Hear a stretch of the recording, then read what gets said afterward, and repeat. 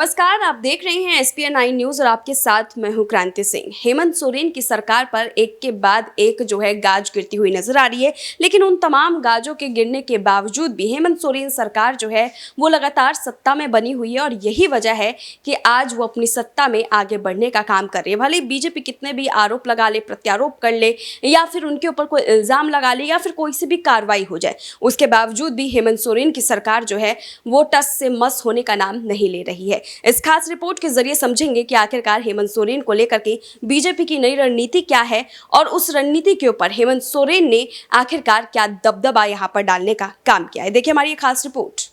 झारखंड की हेमंत सोरेन सरकार के द्वारा 1932 का खतियान कैबिनेट से पारित करने के बाद लगातार बयानबाजी जारी है।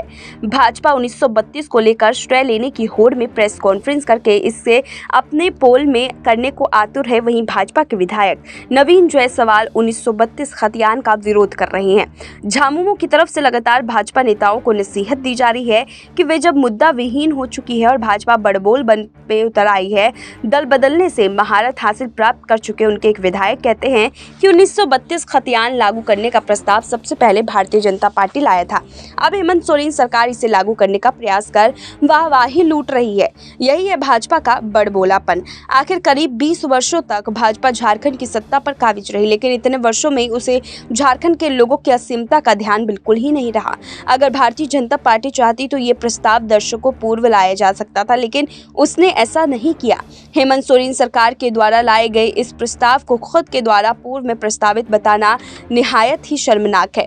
अब चाहे भारतीय जनता पार्टी कुछ भी तर्क दे, लेकिन यह बात सर्वविदित है कि झारखंड मुक्ति मोर्चा ने ही आदिवासियों और यहाँ के मूलवासियों को उसकी पहचान दी है।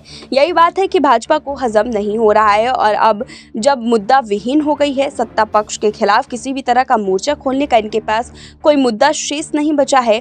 भाजपा को ये भी चिंता सता रही है कि आगामी लोकसभा और विधानसभा चुनाव में जनता के समक्ष ये लोग किस बात और मुद्दा के साथ मुखातिब होंगे।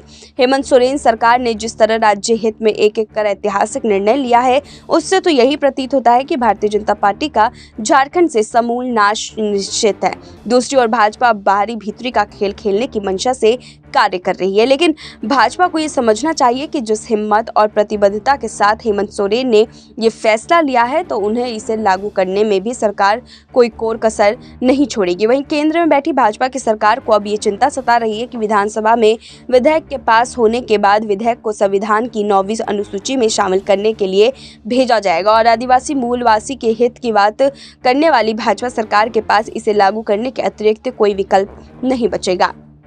देखा आपने किस तरीके से हेमंत सोरेन वो बीजेपी के ऊपर लगातार उनके ऊपर हमलावर नजर आ रही है, लेकिन उसके बावजूद भी बीजेपी भी हार मानती हुई नजर नहीं आ रही है।